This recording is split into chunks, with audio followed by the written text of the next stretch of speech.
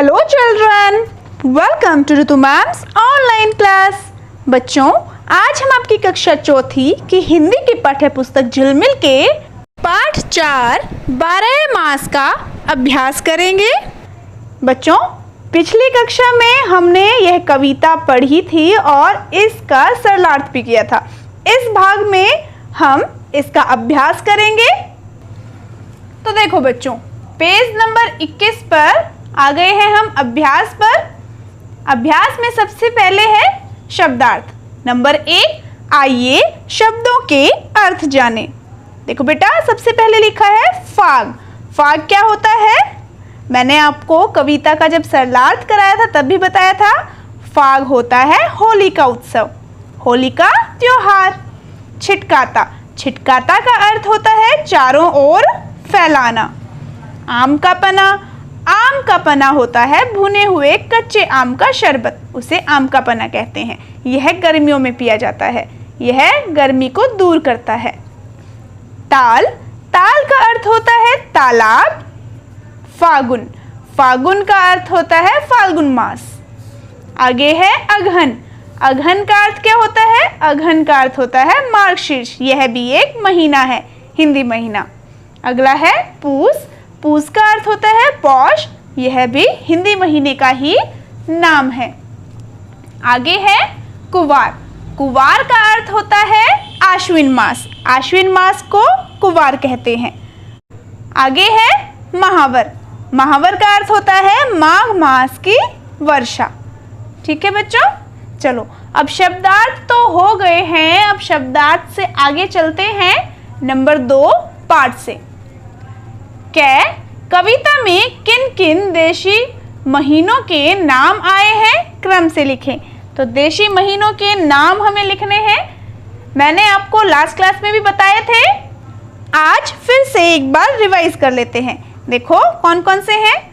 फागुन और चैत, और यहाँ पर कौन सा है?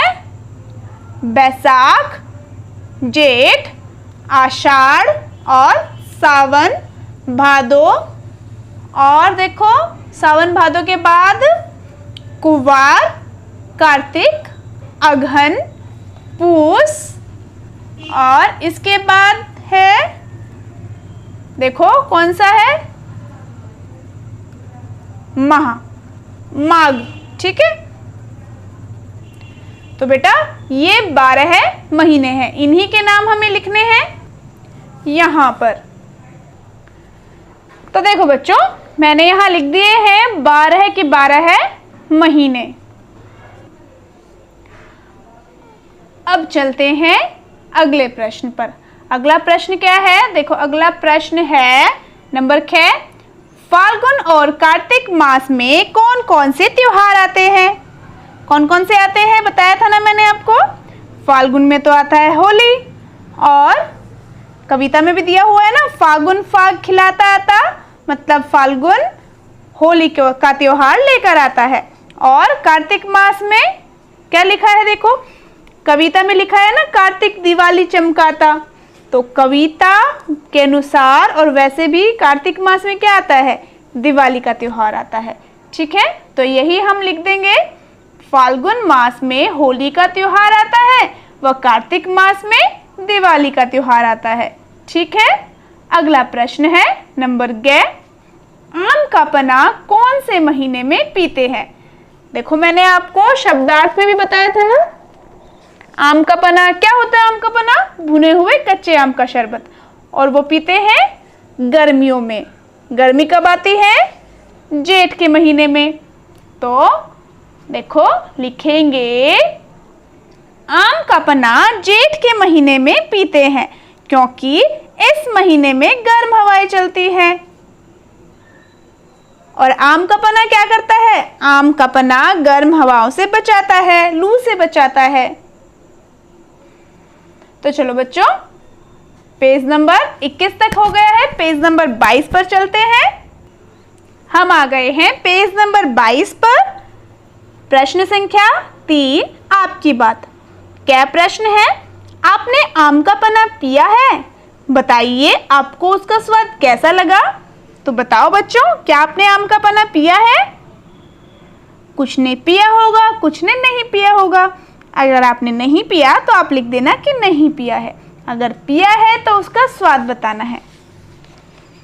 आम का पन्ना मैंने भी पिया है और मुझे तो उसका स्वाद खट्टा और नमकीन लगता है। आप बताओ बच्चों, आपको कैसा लगता है? आपको भी ऐसा ही लगता है?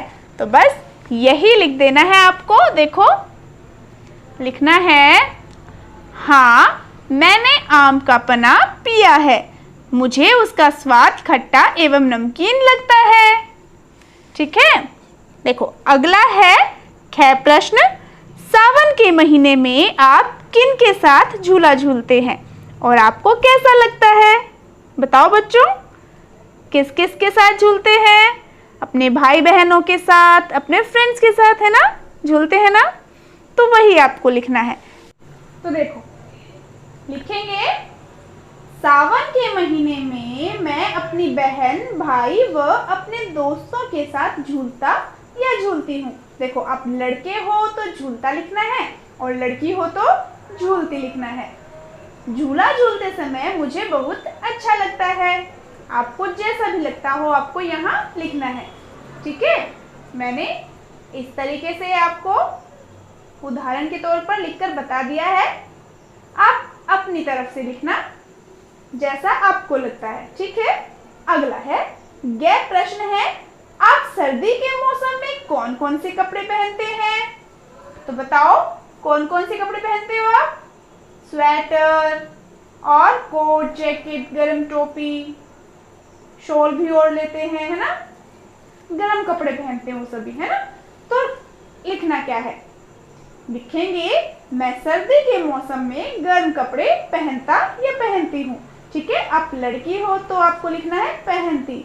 यहाँ पर तय पर ई की मात्रा आपको लगा लेनी है, आ की मात्रा की जगह। और देखो, जैसे स्वेटर, कोट, जैकेट, गर्म टोपी आदि, और भी जो भी कपड़े आप पहनते हैं आप यहाँ लिख लेना। ठीक है बच्चों?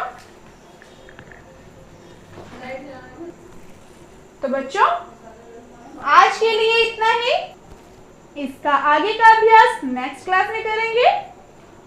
और बच्चों, आपको बाकी पार्ट्स देखने हैं इसके या फिर बाकी के सब्जेक्ट्स की ऑनलाइन स्टडी करनी है तो आप मेरे channel educational vibes with Ritu Malik and educator पर जाकर देख सकते हैं।